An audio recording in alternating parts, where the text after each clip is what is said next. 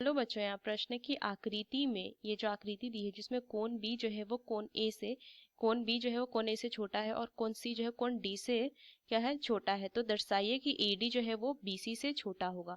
तो चलिए इस प्रश्न को हल करते हैं। तो इस प्रश्न में अगर मैं मुख्य अवधारणा लिखूं, मुख्य अवधारणा, तो देखिए हमने पढ़ा था कि त्रिभुज में बड़े कोण के सम्मुख सम्मुख भुजा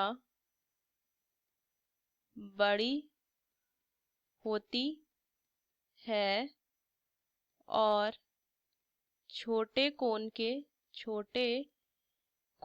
सम्मुख भुजा छोटी होती है।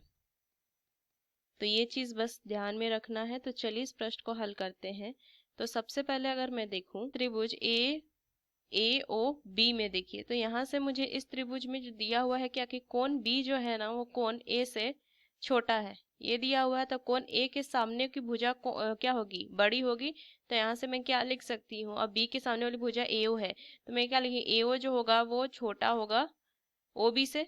मैं ये लिख सकती हूँ इस त्रिभुज से। उस तरीके से मैं दूसरा त्रिभुज देखूँ सी और डी में, तो देखिए यहाँ से मुझे क्या दिया है कि कोण सी जो है वो एक कोण डी से छोटा है। तो सी के सामने वाली भुजा क्या है, ओडी है। ओडी क्या हो जाएगी, छोटी हो जाएगी किससे, ओसी से।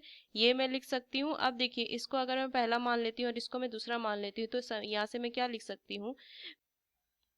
अब देखिए इनको अगर मैं जोड़ देती हूँ तो यहाँ से मैं क्या लिख सकती हूँ कि एओ जोड़ ओडी, ए ओ जोड़ ओडी जो होगा वो छोटा होगा किससे, ओबी जोड़ ओसी से।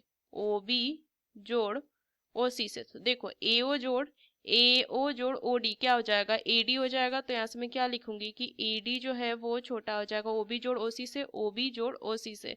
तो ये हो जाएगा बीसी। तो ये हो जाएगा बीसी, और यही मुझे यहाँ से इस प्रश्न में दर्शाना था, दिखाना था। तो ये मुख्य अवधारणा का इस्तेमाल करके मैंने इस प्रश्न को हल किया। आशा करते हैं प्रश्न आपको समझ में आया। धन्यवाद।